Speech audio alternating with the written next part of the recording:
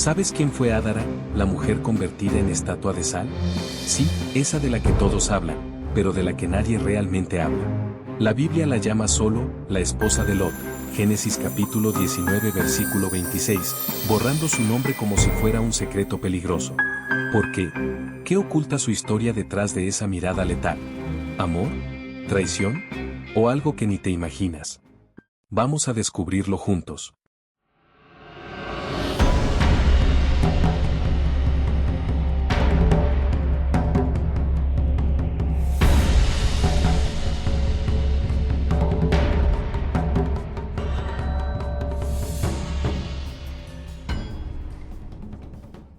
Ángeles, seres de un fuego abrasador, agarran a Lot y a su familia del brazo. Sodoma retumba, el olor a azufre quema la garganta, y Dios ordena, no mires atrás. Pero ella lo hace. Y en un abrir y cerrar de ojos, su cuerpo se petrifica. ¿Por qué un acto tan breve mereció un castigo tan eterno? Entonces la esposa de Lot miró hacia atrás, y se convirtió en estatua de sal. Génesis 19:26. Pero hay algo hipnótico aquí, la Biblia no la llama por su nombre. Solo es, la esposa de Lot. ¿Fue un olvido, o una elección deliberada? En hebreo, el texto original dice, Isto, su mujer, reduciéndola a un apéndice de Lot. Pero, ¿sabías que en los rollos del Mar Muerto se la llama, Adó, en un comentario marginal? Una pista de que su identidad sí importaba para algunos, aunque la tradición la borró. ¿Por qué este silencio? Piensa. Hasta el burro de Balaam tiene más protagonismo. ¿Será que su pecado era tan peligroso que nombrarla le daría poder? O quizás, como dice el rabino Jonathan Sacks, su anonimato es un espejo, cualquiera podría ser ella. La frase, miró hacia atrás, no es un vistazo casual. En hebreo, esta palabra implica una mirada prolongada, con intención. No fue un desliz, sino una elección. Y Dios, que había destruido ciudades enteras por su maldad, no toleró ni un segundo de duda. Pero aquí hay una paradoja. Si Lot, quien ofreció a sus hijas a la turba de Sodoma, fue perdonado, ¿por qué ella no? ¿Será que su pecado fue más íntimo, más humano? Mientras Lot obedeció sin cuestionar, ella dudó. Y en la Biblia, la duda, como en el caso de Eva, suele ser el principio del fin. ¿Y si su crimen no fue la desobediencia, sino el amor? El Midrash Eliezer sugiere que miró para buscar a sus hijas casadas, dejadas atrás en Sodoma. En ese caso, su pecado habría sido la compasión. ¿No es irónico que la sal, símbolo del pacto divino Levítico capítulo 2 versículo 13, se usara aquí como herramienta de juicio? Este versículo, tan breve, es un eco de 1000 preguntas sin respuesta. Pero tal vez esa sea la clave, su silencio nos obliga a buscarla. Y en esa búsqueda, encontramos no solo a Adara, sino a nosotros mismos, mirando atrás en un mundo que nos grita, sigue adelante. Miremos los hechos. La Biblia menciona a 885 personajes. ¿Cuántas son mujeres? Solo 111, y la mitad, sin nombre. La esposa de Noé, que sobrevivió al diluvio, es solo la mujer de Noé. La hija de Faraón que salvó a Moisés del Nilo es, la hija de Faraón incluso la suegra de Pedro, que Jesús sanó de fiebre. Lucas 4:38-39, es la suegra de Simón. Pero esto no es casualidad. En el mundo antiguo, las mujeres eran propiedad legal, primero del padre, luego del esposo. Sus nombres solo importaban si su historia glorificaba a Dios o justificaba un linaje. Por ejemplo, Ruth es nombrada porque es bisabuela de David, Ruth capítulo 4 versículo 17. Esther salva a su pueblo, así que su nombre queda grabado. Pero la esposa de Lot, su acto desafió el orden divino. Y en la lógica bíblica, eso merecía anonimato. Jesús la usa como ejemplo, pero tampoco la nombra. ¿Por qué? Porque su identidad no era el punto. Su pecado era el mensaje, la desobediencia tiene consecuencias eternas. Al no darle nombre, la Biblia la convierte en un símbolo, no en una persona. Es como si dijera, esto podría pasarte a ti. Los rabinos del Talmud debatieron esto. En Bereshit Rabá 51:5, sugieren que Dios no la nombró para proteger su legado. Si hubiera sido nombrada, su historia se habría usado para burlarse de sus descendientes. Pero otros, como el filósofo Filo de Alejandría, argumentan que su anonimato es un castigo. Quien desobedece a Dios, pierde hasta su identidad, punto. Pero hay otra capa aquí. En la tradición mística judía, Kabbalah, los nombres tienen poder. Dios creó el mundo con letras hebreas Zohari, 5, y conocer el nombre de alguien es tener autoridad sobre su esencia. Al no nombrarla, la Biblia le niega a la esposa de Lot algo fundamental, su agencia. Ella no es una persona, sino una lección. Y sin embargo, en los márgenes de la historia, su nombre sí sobrevivió. Los textos apócrifos etíopes la llaman Edna, y en algunos midrasim se la nombra como Irit o Adara. ¿Por qué? Porque los seres humanos necesitamos nombres para conmovernos.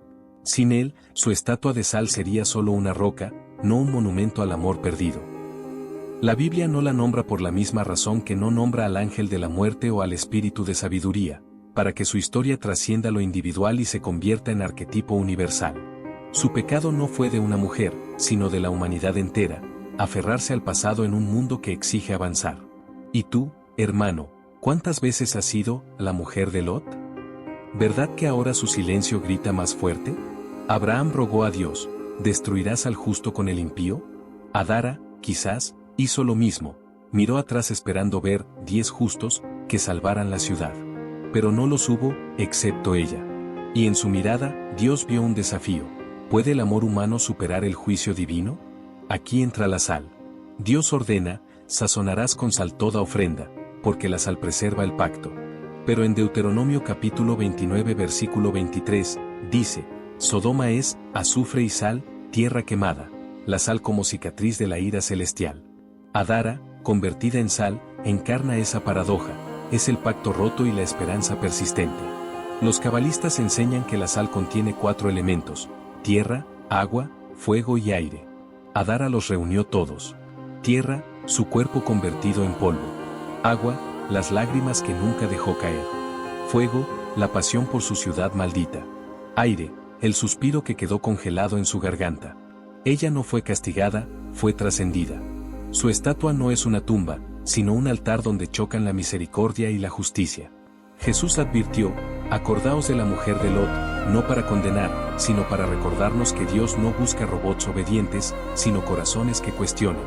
Su sal es un monumento a la valentía de dudar en un universo de certidumbres. La próxima vez que uses sal, recuerda, cada grano es un eco de su historia. ¿Preservarás tu fe ciega, o sazonarás el mundo con preguntas? ¿Serías capaz de no mirar atrás, si supieras que tu mirada podría cambiar el cielo?